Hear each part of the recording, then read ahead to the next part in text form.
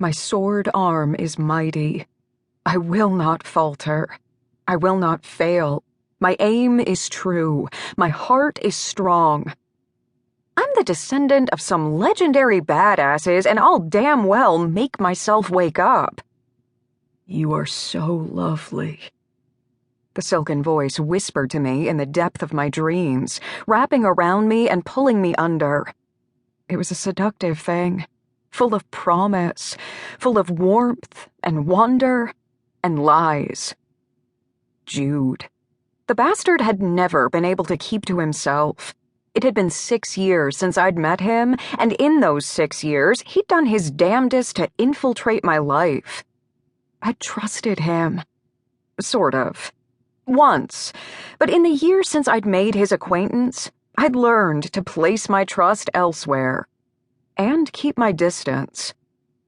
So far, we were at a stalemate, but when it came to dreams, he usually had the upper hand.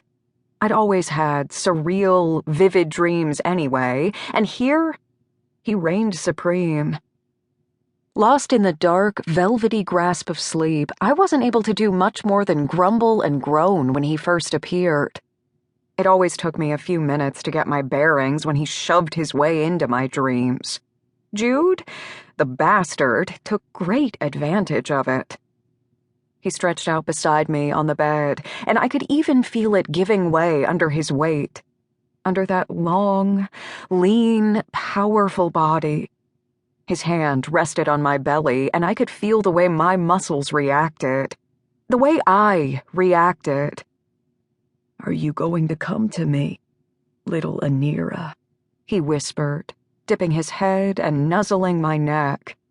I found my voice at the brush of his teeth on my neck.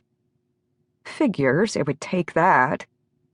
Yeah, having a vampire pressing his teeth to your throat, even in your dreams, is enough to get the adrenaline going. Full-fledged vampires aren't the hot and sexy things of books. They are deadly, cold, soulless, powerful, and yes, they can be sexy as hell. Jude is proof of that, but I suspected it might be safer to share my bed with a pit viper. Summoning that image to mind gave me the strength I needed to move. My sword arm is mighty. I will not falter.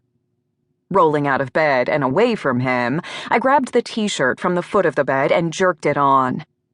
Jude, seriously, how often are you going to do this? I asked. You had to get dressed, didn't you? I shot him a dirty look and immediately wished I hadn't. Moonlight gilded him with its pale light, turning his blonde hair to silver, casting that carved face into angelic lines as his eyes glowed. They were green. When he was angry, they glowed red with blood hunger, but right now, they were alight with an emerald luminescence that raked over my skin like a caress. The last boyfriend I'd had ended up leaving town after he'd been offered a very lucrative job. He was around, off and on now, but it was more off than on, and we drifted apart.